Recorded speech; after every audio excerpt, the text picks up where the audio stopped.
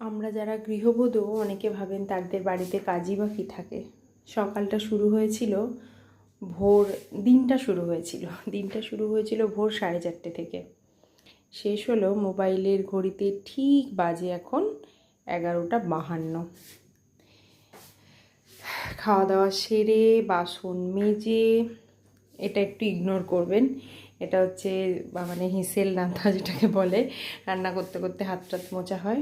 সমস্ত কিছু গুছিয়ে নিলাম। এখানে ফ্রিজে রয়েছে সবজি কাটা। আবার কাল ভোর থেকে আরেকটা নতুন দিনের শুরু।